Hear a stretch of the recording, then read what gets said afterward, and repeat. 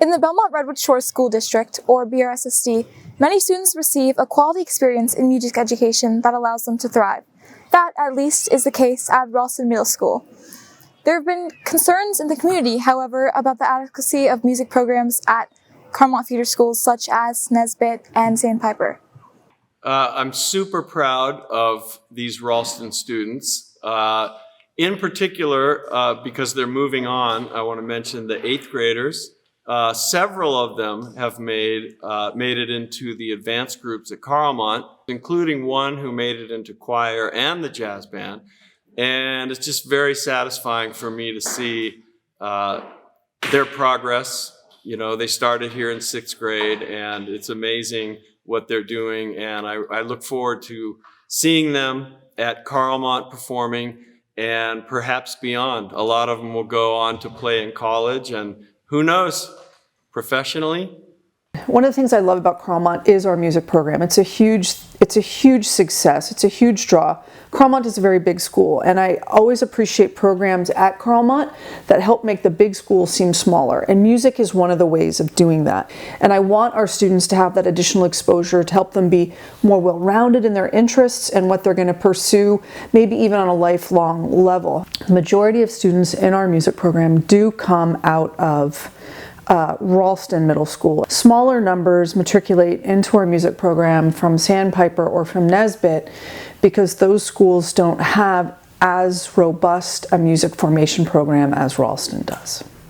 My daughter is the only student in band, and I think there's only 4 or 5 students in the strings. When our daughter went to Nesbit, we were really concerned, in contrast to Ralston Middle School that has 4 days of full instruction of music. It's a dedicated class. We're absolutely shocked that Nesbit and Sandpiper have only a 1-day-a-week music program.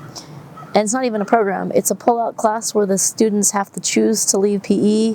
The only message seems to be, if you're interested in music, you need to go across town to the only school that offers this. My music experience at Nesbit started when I was in 7th grade because unfortunately they didn't have the instrument I tried out for. I wanted when I was signing up in 5th grade.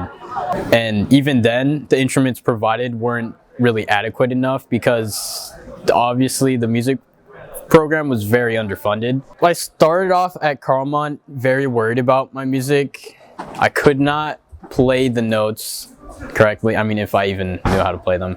It wasn't until freshman year that I actually learned how to do any of that stuff at Carlmont. The first week we started playing at Carlmont, I actually didn't even know how to hold a trumpet properly. But it's been 3 years since then, and I would say I'm at a level where I can tutor myself, and it's really no thanks to Nesbit's music program, which I don't blame them for because they had no control over that. Playing music at Nesbit's really hard. Having to leave PE for once-a-week music instruction for 45 minutes by yourself.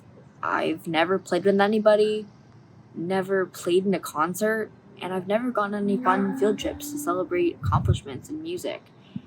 Going to Carlmont's going to be really hard, especially because I want to be in the band.